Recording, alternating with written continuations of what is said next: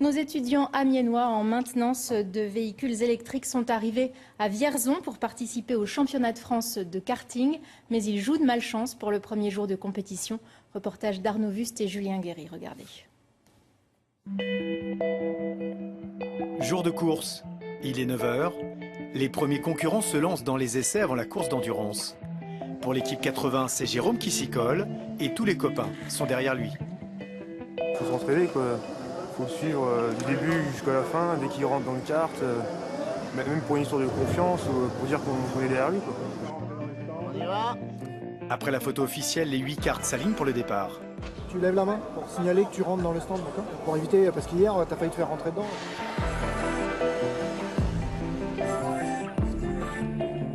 Mauvaise nouvelle, la pluie annoncée à 11 h s'invite plus tôt que prévu. La course vient à peine de démarrer et elle doit s'arrêter. Retour au stand. Ils ne sont pas forcément tous étanches, hein. C'est des cartes qui sont développées par les étudiants, donc ils ne peuvent pas rouler sous la pluie. Donc à cause des problèmes de risque d'électrocution ou de court-circuit au niveau des cartes électroniques. Midi, une éclaircie permet à l'organisation de lancer une épreuve pour les filles car elle ne dure que 10 minutes. La course des gazelles va compter pour le classement général. Problème, la seule amiénoise est la prof de marketing, elle refuse d'y aller. J'aurais essayé le kart avant, au moins une fois, oui. Mais là, j'ai trop peur de leur abîmer leurs jouets et que par la suite, ils puissent pas faire la compétition, ce serait dommage. Surprise, quelques minutes plus tard. Je m'apprête à faire le concours des gazelles. Tu as déjà conduit un karting? Jamais, c'est la première fois de ma vie. Donc, on va essayer de faire ça tranquillement. À votre droite, l'accélérateur. Ok. À gauche, le frein. D'accord. Donc, il ne faut pas appuyer sur les deux en même temps. Ok. Et surtout, amusez-vous, madame. D'accord.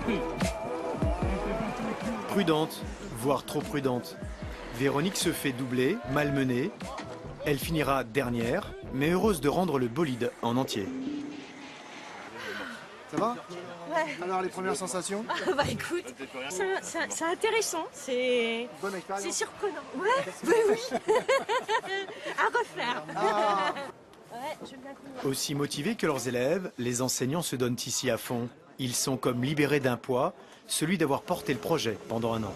C'est comme une aventure qui a démarré il y a déjà pas mal de temps, qui nous a demandé un gros investissement personnel, aussi bien pour convaincre l'administration ensuite que pour trouver les budgets et puis pour développer le kart avec les étudiants.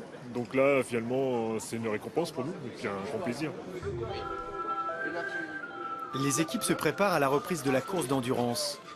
26 lycées et UT sont représentés, 38 karts sont en compétition. Ils viennent des 4 coins de l'Hexagone. Ce challenge pédagogique existe depuis 6 ans et attire toujours plus d'étudiants. C'est la cerise sur le gâteau.